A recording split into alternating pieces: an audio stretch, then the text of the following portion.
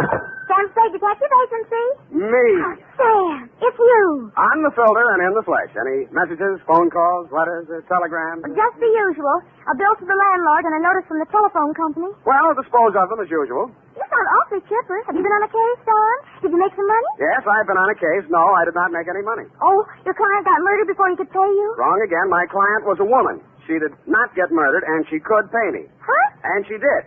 But you just said she didn't. True, Effie, true. Things are not what they seem. I'm a little confused. You just said that... And I meant every word of it. Stop registering bewilderment. All is paradox. So, sharpen your pencils, straighten your seams, get out your notebook, and prepare to be confounded by the contradictions I shall contradictate to you during my report on the honest thief caper.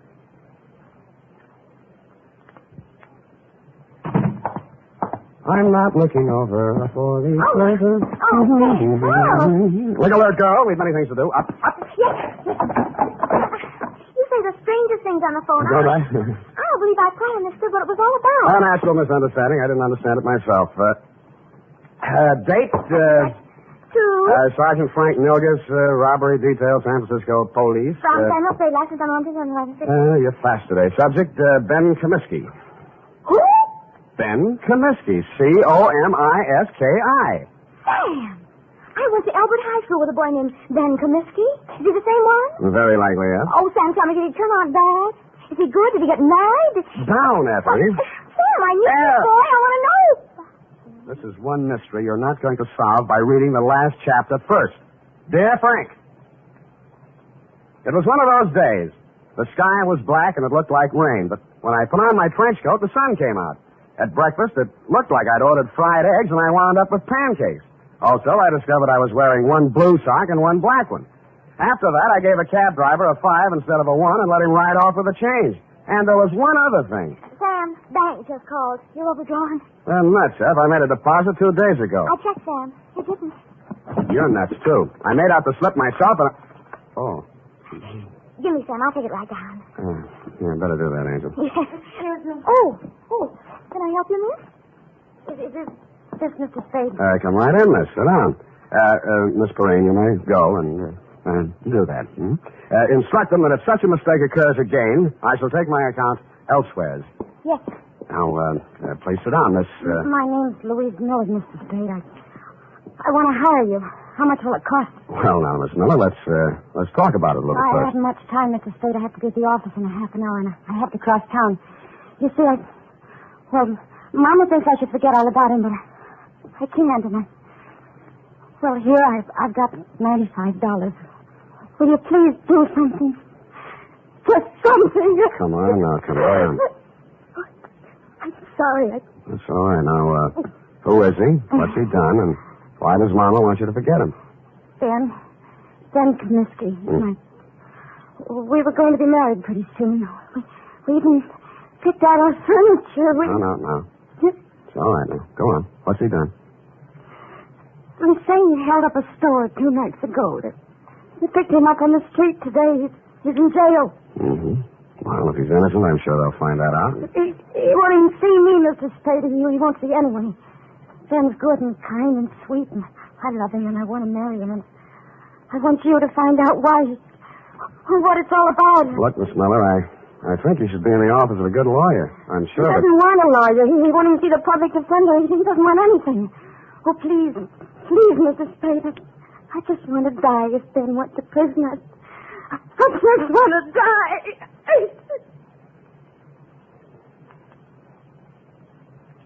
I'm no sentimentalist, but faith is the thing we're a little short on these days, so we came to terms. It was agreed she could pay me after the job was done if there was any job to do. She left for work, and I phoned you, Sergeant Nilgus, and found out Ben Comiskey had already been arraigned and was being held in the city jail. When I dropped in 20 minutes later, you walked me back to his cell. What's it all about, Ben? I don't know, just looking into it. He won't tell you anything. No? Kept his trap shut all the time he's been here. As far as we've been able to find out, no previous record, no background. Well, maybe it isn't so bad for him at that, huh? First degree, Sam. Liquor store proprietor, a man named Potter over on Army Street, identified him in the morning lineup. Just like that. Picked him out of a dozen guys we hauled in. Then what? Yeah, we sent a couple of the boys out to Comiskey's room and find all the dough in the dresser drawer, 900 clams. Yeah, here you are. Now what? Take it easy, Comiskey. This is Sam Spade. He wants to talk to you. Ben Comiskey was tall, dark-complexioned, about 29 or 30 years old. His hair was black, straight, and closely cropped. His features were regular, not good, not bad. I've seen plenty of hold-up men and gun-toters in my day, and he wouldn't have been cast in the part in my movie. I didn't know what I expected to say to him or what I expected him to say to me, but I didn't expect what I got. What are you trying to do?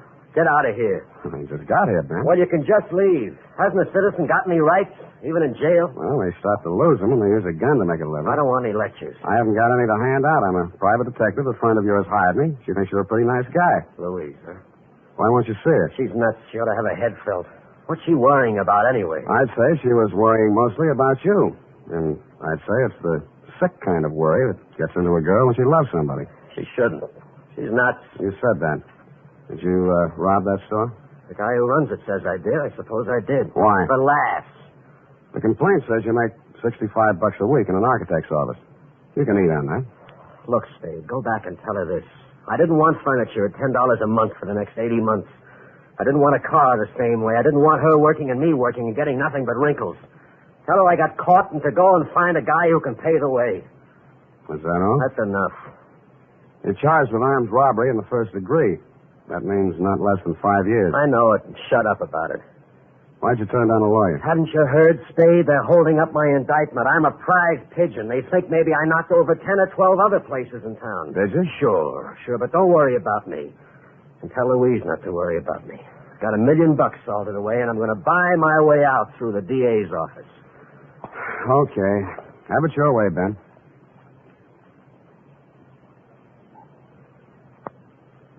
But an hour later, I found myself strolling around Ben Comiskey's old neighborhood. A man named Gabrini, who owned a grocery store, remembered him and liked him. A woman in a bakery shop told me how he'd gone into the Army as a private and been discharged a first lieutenant. A phone call to a Mr. Henderson, Allied Architects, revealed that Ben Comiskey was in line for a raise and promotion. All in all, I was getting a composite picture that didn't look quite right. I decided to try his mother's place. It was on Lombard Avenue, a street that starts on the waterfront. According to the penciled note above the doorbell, it was out of order. The slot on the mailbox read, Mrs. Anastasia Comiskey. Yes. What is it, please? You're Mrs. Comiskey? I'm busy now. I fix lunch for my son. He come back from Cincinnati. Please. Oh, Mrs. Comiskey, I'm here to talk to you about Ben. He's your son, too, isn't he? Yes. Ben is my son. Well, I'm trying to help him, Mrs. Comiskey. Why? He has no money. I have no money. A friend of his, Louise Miller, hired me. Oh, Louise, she's a foolish girl. Very foolish. Her heart should not be with Ben. I think he's a very lucky man to be loved by somebody like that. If not for her, Ben would not be in jail, in trouble. Oh, you don't want to help my son. She don't want to help him. She'll leave him alone if she wants to help. Ben is bad. Not good like my son James. James is always good. Times he's away, he sends me money. From what I hear, Ben's always been pretty good, too. Always one good son, one bad son. What's going on, Mom? Oh, Who's this? he come to ask questions about Ben. Huh? I'm Jim Comiskey, Ben's brother. Oh, my... You run on in, Mom. I'll talk to this gentleman. All right. Get out of here. Look, I'm just trying... If you've got any questions to ask about Ben, go to the police. They can give you all the answers. And stop bothering my mother. She's been through enough in the last 2 days. If I catch you around her again, I'll break you in half. The man who slammed the door in my face had the same angry look and the same angry glare of Ben Comiskey. The angry Comiskey brothers definitely wanted nothing that looked remotely like help, it seemed to this casual observer. I went back to my office to wait for 6 o'clock. That's when I intended to call my client, report my opinions, and drop the case. But at 5:30, she called me. Mr. Spade, Yeah? this is Louise Miller. Oh, yes. I was just going to call you. I'm afraid I haven't been able to do much. It looks like... I know, Mr. Spade. I just telephoned downtown. Ben pleaded guilty at the indictment this afternoon. He's going to be sentenced tomorrow. And that, to all appearances, Sergeant Milgis, was the crop. But 2 hours later, and for the second time in one day, I found myself doing what I didn't think I'd be doing. Walking around a dull, gray, 2-story apartment house on Adams Place. My ex-client's address, to be exact, I was wondering what a lonely, distraught girl would be thinking the night before her boyfriend was shipped away to prison. I found out. I got a whiff of it as I walked down the hall. It was coming out from under her door. I had to use my shoulder. The room was acrid and stinging with gas fumes. And Louise Miller was stretched out on the floor in a 6-foot kitchen. When I picked her up and carried her out, I wasn't sure whether she was dead or not.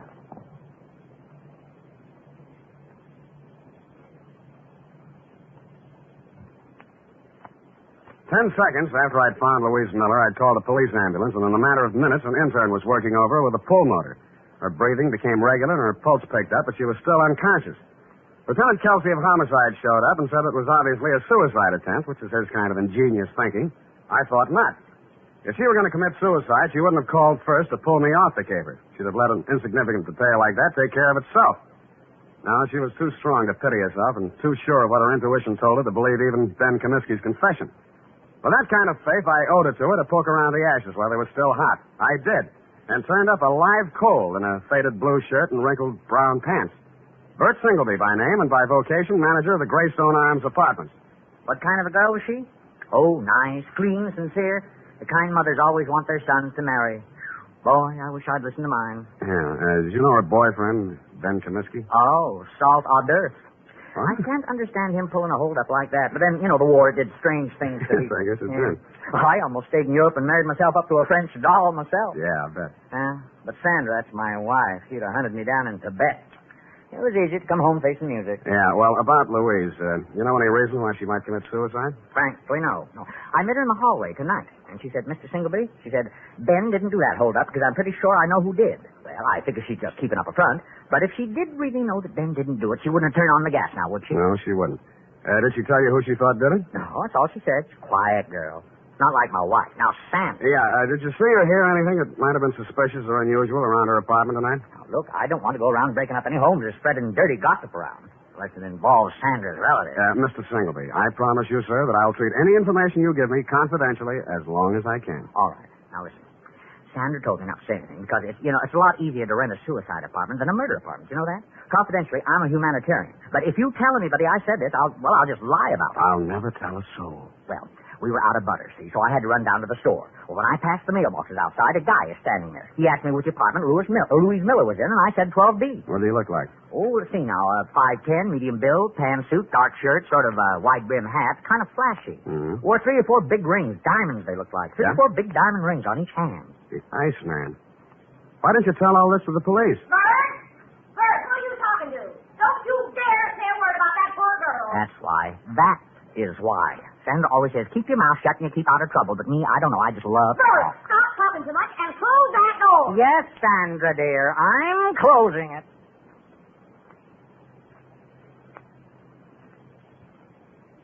The Iceman. I'd heard about him for years, a Chicago import, but I'd never bumped into him before. He'd been headquartering at the Red Spot Cafe, the kind of a place that Skid Row winos visit when they want to slum. It was dark inside, but I strode manfully to the bar.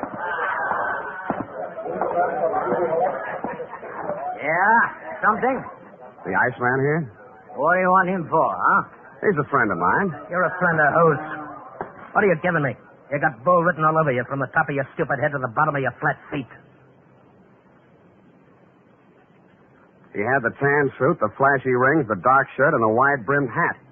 He stared at me with eyes that were icy and insolent. He rubbed the knuckles of one hand into the palm of the other as if he just ached for a chance to bruise them, which I was sure he did. 4 guys sauntered over to lean on the piano, and as ugly as they were, I knew it wasn't a barbershop quartet. 2 more left the bar and stood behind him, and a few others got up from nearby tables and joined the group. I should have brought my team, but I hadn't. You're a friend of mine, huh? Well, if it isn't Claude Bettering, the juvenile delinquent of 1940. Is that so? Now, you're a real brain. Who are you, Brainy? Sam Spade. Oh, now, ain't that a pretty name? You got something on your mind? I just wanted to talk with you about what you did to a girl named Louise Miller tonight. Never heard of her. Sounds cute, though. Girls are a lot easier to push around, aren't they, Claude? Call me Ice. Claude? Some guys are just as easy as some dames. Where have I been all night tonight, fellas? Here, Ice. You heard that, Spade? I've been here all night. Any of you guys ever hear of a Louise Miller? No. Yeah, sorry. Nobody ever heard of her, see? Well, she has a lot of friends who have. The police, the people down at Mercy Hospital, and me. And none of us are going to forget her. Or what happened to her. And who did it. Got something you'd like to do right now, maybe? Yeah.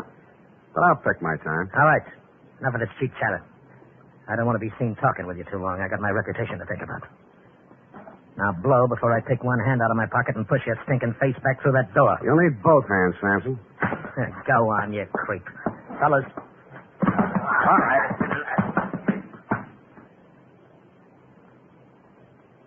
As I went rapidly through the door, Claude Bettering was standing, oily smile and all, polishing a couple of his oversized rings on his lapel. It was a picture I said I wouldn't forget, and I didn't.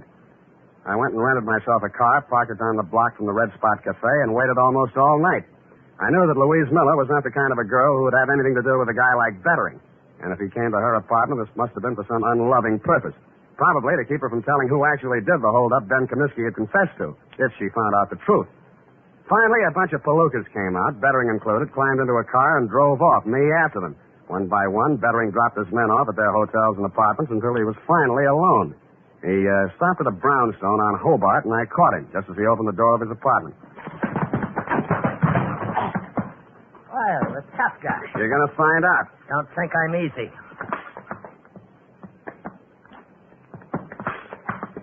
And he wasn't easy. He was 3 inches shorter and 25 pounds lighter, and wherever he had picked up his reputation for toughness, he earned it. But I never enjoyed a fight in my life any more than that one. I battled him to his knees and then to the floor, and he still wouldn't give up. You stinking creep. Why did you beat up Louise Miller? I didn't. Why? I didn't. Why? I didn't. Why? The apartment house manager identified you. He's a liar. Who did you do it for? Nobody. Who? Nobody. Who? You stinking creep. I'll push your face. Who? Who? Push your face.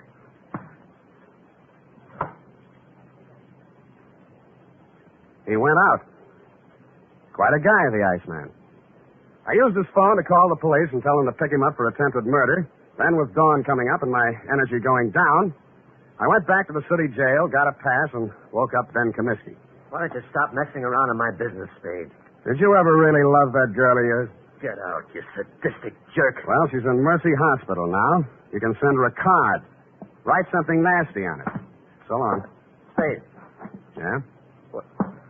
what's she in the hospital about? What do you care? Tell me, please. Somebody turned on the gas in her apartment and tried to kill her. It's nothing, really. Please. Who did it? Who did it, Spade? I think it was a guy named Claude Bettering. They call him the Iceman in certain circles. But why? That's what I'd like to know. Who's Bettering? I don't know. Your girl believed you were innocent, Comiskey, but you said you weren't. My guess is that somebody figured she knew something and tried to shut her up. I think Bettering was hired by somebody. Spade, look, I don't have any dough, see? But I want to get out of here. For one day. You know anybody to raise the bail? I won't skip, and I'll pay back anything you want. Why? I gotta see somebody. I don't think I can. Who do you want to see? My lousy, dirty, low-down, no-good brother. He hired Bettering? Who else? He did everything. He's always done everything wrong. He held up that liquor store, but he's on parole, a 2-time felony offender. One more rap and he'd go up for 20 years. I did this for him, yeah. Look at me. I did it for him, and he tries to kill my girl. Your mother said he was a good boy, hard-working, lived in Cincinnati. Me again. I told her all that. She believed it. I started a whole stupid lie and had to go through with it. I could explain 2 years, 3 years to her, but not 20. He promised he'd go straight. He promised.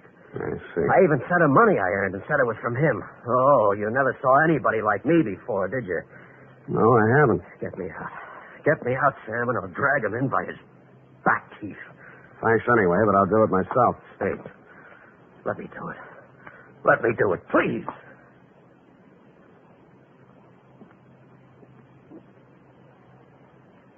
I drove over to Mrs. Comiskey's house and knocked on her door. She came out in a housecoat, hair mussed, and sleep still in her eyes. Yes? I'm sorry to bother you at this hour, Mrs. Comiskey, but is your son home, Jimmy? Jim, no, he went out last night. He didn't come back yet. I see. When do you expect him? Well, he didn't say. He didn't have to because I saw a closet door move and I was in and across the room. In a second. I pulled the door back, and Jim Comiskey came out, gun and all. Jim, you're going crazy. She hurried across the room, threw herself between Jimmy and me, and started wrestling the gun away from him. He put one hand flat on her face and knocked her halfway across the room. I went at him. He shot, but it went into the ceiling. I didn't give him a chance to do it again. Don't. You held up the liquor store, didn't you? Yeah. And hired Berry to kill Louise Miller? Yeah. And you're going to take your own rap from now on. Yeah. Yes, I will.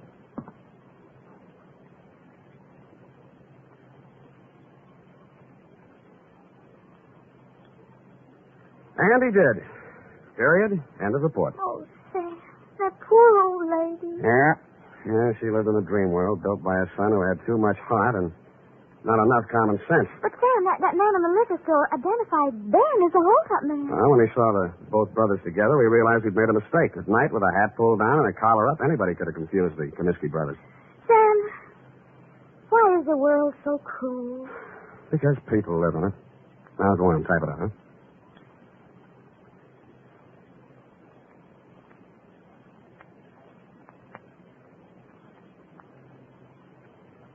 Well, here it is, Sam. And if you don't mind my saying so, it's a lesson to everybody. If you say so, Ed. Honest, Sam, I'm just infuriated.